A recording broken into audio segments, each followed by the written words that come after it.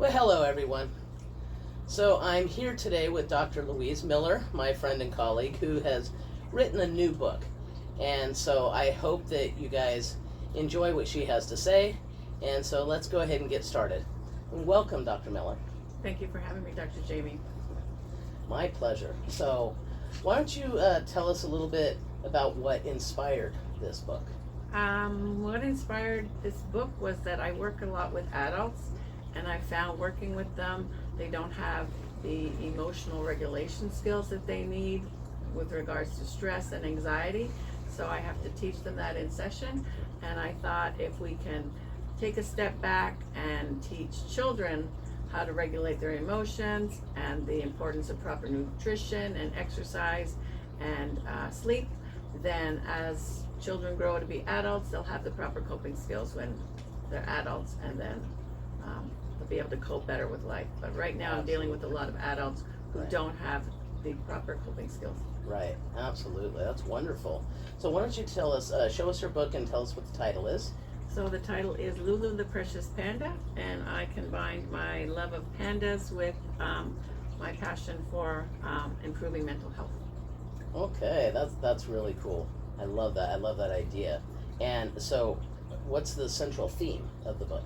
The central theme is to teach children emotional regulation skills and the empirically researched coping skills such as breathing exercises, the importance of meditation, looking around, calming things down, also with regards to having proper nutrition, eating healthy, sleep, and exercise, the importance of exercise, and those all help with emotional regulation as well. Right, absolutely. Yeah, that's evidence-based practice. Correct. Definitely every single one of those subjects. Yes. So did you have any challenges in writing this book? Not really. It came pretty naturally because in dealing with adults, I found the common theme with adults was they didn't know the coping mechanism and the proper coping skills of breathing and being mindful and being aware, and how important sleep and nutrition and getting outside and exercise was important for mental health. So it seemed pretty natural to take a step back and say, well, if we started, teaching children those proper coping skills, then as adults they'll grow up and they'll have them naturally. Right, right. So that essentially is the takeaway. That's what you would like readers and their parents to take away from this book, right? Exactly. And hopefully when parents are reading the book to the child, they're going to be picking up some tips and tricks as well and teaching the children. So then I think it's going to be a two-way street. Right. Yeah, one of the things that I noticed when I was reading the book was the questions that you ask at the bottom of the pages. And so it gets the child more interactive with the book, right? Correct. They can reflect on their day, they can reflect on what they're eating, they can reflect on the amount of sleep they're having, if they're getting outside to play, and it also makes the parents aware too of how much is going on in the child's life. So, Right. That's really wonderful. I love that. Thank you.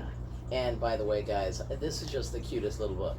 Honestly, the illustrations, the writing, everything about this book is really cool. I love it. So I highly recommend it, and I hope that you guys go search it out. They can get this on Amazon, correct? Correct. Yeah. And purchase this for your kids, and it's meant for, what did we say, what ages? 3 to 5, but I think it can go up to 8 years old. A child can read it for themselves too, Yeah, absolutely. Yeah. Okay.